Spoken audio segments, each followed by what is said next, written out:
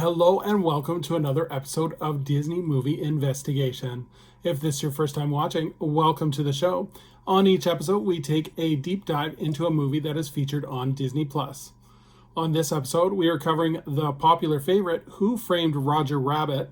And this video will be unique as we will be splitting it up into two parts. The first video, which is this one, will cover the development of the movie, and the second part will include the movie itself along with the legacy of the movie, including a bonus story about the Roger Rabbit land in Walt Disney World that was never built. But for now, enjoy this first part of Who Framed Roger Rabbit. And if you are enjoying these videos, please do hit that subscribe button. That way you will never miss a single one of our episodes. But for now, sit back and enjoy this episode of Disney Movie Investigation. So like I said, today we are covering the development of Who Framed Roger Rabbit. This movie was released on June 22nd, 1988. It was directed by Robert Zemeckis. It is based on the novel Who Censored Roger Rabbit by Gary K. Wolfe. The production companies for this movie were Amblin Entertainment, Touchstone Pictures, and Silver Screen Partners. And it was distributed by Buena Vista Pictures. The budget for this movie was $50.6 million, with the box office return being $329.8 million. But let's take a look at the development.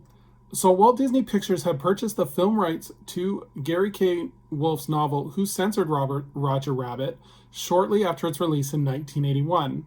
Then Disney president Ron Miller thought it was a guaranteed blockbuster and made sure to scoop up the rights. Jeffrey Price and Peter S. Seaman were hired to write the screenplay and would pen two drafts. And Robert Zemeckis initially offered to direct the film in 1982, but Disney declined as Robert Zemeckis' last two films, Used Cars and I Want to Hold Your Hand, had been box office bombs. So between 1981 and 1983, Disney developed test footage with Daniel Van Critters as animation director and the cast of Paul Rubens as Roger, Peter Renaday as Eddie Valiant, and Russi Taylor as Jessica Rabbit. The project regained steam once again after Michael Eisner became Disney CEO of the Walt Disney Company in 1985, and Amblin Entertainment was approached about producing the film and using the experience of Steven Spielberg, Frank Marshall, and Kathleen Kennedy to help get the movie produced. The original budget was $50 million, which Disney thought it was too expensive, so the budget got crept down to $30 million. This, at the time, was the most expensive animated film of all time, but Jeffrey Katzenberg argued that this would save the Disney animation department, which was currently in a slump. The agreement was made that Spielberg's contract would include creative control and a large percentage of the box office returns, while Disney would retain all merchandising rights. Spielberg was the one that made the handshake deals with other studios to lend the characters into this film, including the Looney Tunes characters and the Fleischer Studios characters. Characters from studios that were approached but were not able to make deals included Popeye, Tom and Jerry, and Casper. Terry Gilliam was offered to be the director of this film, but he found the project too technically challenging. Zemeckis was re-offered the role based on the success of his latest two films, Romancing the Stone and Back to the Future. So let's take a look at the writing of the script. So Price and Seaman were offered to continue writing with Zemeckis and Spielberg once they were on the project, and for inspiration, the writers would watch classic animation cartoons, especially those of Bob Clampett and Tex Avery, for influence. The movie Chinatown also influenced the Cloverleaf subplot, which was also based on real-life events in California history. The villain of the story went through several drafts, as at one time the villain was Jessica Rabbit, at another draft it was Baby Herman, and before that, eventually they decided on Judge Doom being the villain. Originally, Judge Doom was to have an animated vulture that would sit on his shoulder, but this was deemed technically challenging and too complicated.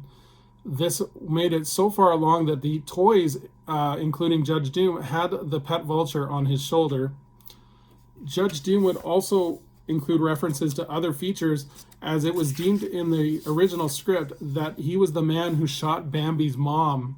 This obviously didn't make it to film. And then lastly, Judge Doom was originally going to carry around a briefcase that featured 12 kangaroo jury members that would carry in each of their pouches a letter that when you read it out backwards or read it out forwards, it would say, "You are guilty." This was also eliminated due to budget and technical reasons. The Toon Patrol was originally going to include 7 weasels to satirize the 7 dwarves. This included the 5 that we have in the movie, plus Slimy and Sleazy, but they were written out of the script. The Ink and Paint Club was a direct reference to the Harlem Cotton Club, and a major sequence that would have been interesting to see was deleted that would take place at Marvin Acme's funeral. This would have a wide range of tunes at the funeral, and this would include characters from Disney, Looney Tunes, Superman, Mighty Mouse, Casper, Popeye, and Felix the Cat. This was cut due to pacing issues as it slowed the story down, and it never made it past storyboard phase. Also, lastly, the title of the movie went through several different changes, as it originally was called Murder in ToonTown, then it was called Toons, then Dead Toons Don't Pay Bills, The ToonTown Trial, Trouble in ToonTown, and Eddie Goes to ToonTown before deciding on Who Framed Roger Rabbit. So in terms of casting, the original choice for Eddie Valiant was Harrison Ford, but the asking price was too high. Chevy Chase and Bill Murray were also considered. Eddie Murphy was offered the role but turned it down as he misunderstood the concept of the movie, a decision he has recently stated that he has regretted. Robin Williams, Robert Redford, Jack Nicholson, Sylvester Stallone, Wallace Shawn, Ed Harris, Charles Gordon, and Don Lane were all considered for Eddie Valiant. Judge Doom originally was going to be Tim Curry, but the producers found his performance too scary. Christopher Lee turned down the role, and John Cleese had expressed interest, but it was deemed his performance was not scary enough. Other actors considered for Judge Doom included Roddy McDowall, Peter O'Toole, F. Murray Abraham, Sting, and Eddie Deason. So in terms of filming, animation director Richard Williams was hired to do the animation, but he refused to work in Los Angeles as he found Disney too pretentious. Walt Disney Animation UK Studio was created for this production, while live-action filming took place in Hill Street Studios in London, as well as in and around Los Angeles. As well, I think I mentioned it, but Richard Williams also wanted the animation to be done in his London studio. As part of this deal, Richard Williams also agreed to do the project if Disney and Spielberg would agree to distribute Williams' pet project, The Thief and the Cobbler animated film. The budget originally was scheduled at the $30 million, like I mentioned earlier, but it continued to rise back to the $50 million. Eisner did consider shutting the project down, but Katzenberg talked him out of it, given the chance to work with Steven Spielberg would do wonders for the Disney company.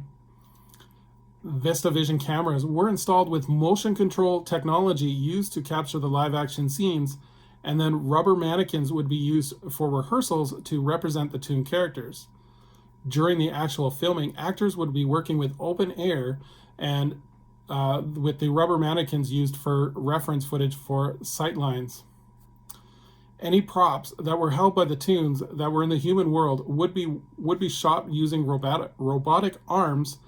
And then in a kind of a unique twist to this, Charles Fleischer, who was the voice of Roger, insisted on being on the set in costume to help with line readings. So the post-production of this movie lasted 14 months, and all the animation was done with cells and optical composing, and then Alan Silvestri composed the score using the London Symphony Orchestra. So that's pretty much the development of Who Framed Roger Rabbit.